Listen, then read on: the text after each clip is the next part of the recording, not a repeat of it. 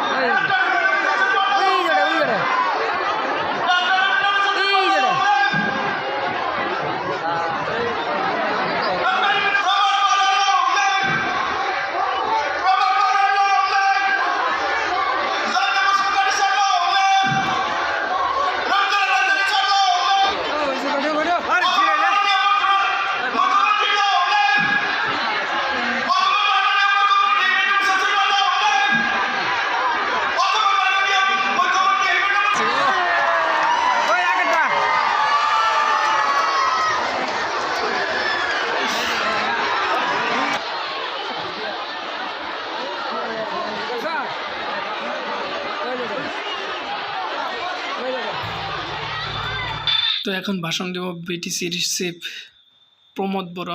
তো সবাই মনোযোগ দিয়ে শুনেন। পাবলৈ সক্ষম হৈছোঁ। চিৰাং ডিষ্ট্ৰিক্টত আমি ডিষ্ট্ৰিক্ট ষ্টেডিয়ামত আজি আধাৰশিলা স্থাপন কৰিলে আৰু ইতিমধ্যে কামো আৰম্ভ হ'ব। আমাৰ আমঠেকা যোৱা আছাম মালাৰ আধাৰশিলা কমপ্লিট পিছতে মুখ্যমন্ত্ৰী ডাঙৰীয়াই কৰিব। ইয়াৰ লগতে ইতিমধ্যে বাসুগাঁৱত যি আমাৰ ফ্লাইঅভাৰ ব্ৰিজ ৰেলৱেৰ ওপৰত সেইটো অপেনিং কৰা হ'ল।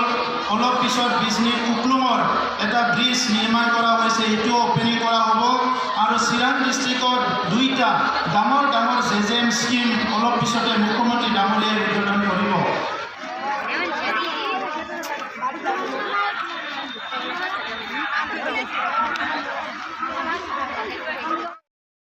মিটিং শেষে মানে মানুষের যেটা ভিড়, মানে বাইরে যাওয়ার জন্যে খিদে লাগছে। অ্যাকচুয়ালি আমারও সেই খিদে লাগছে।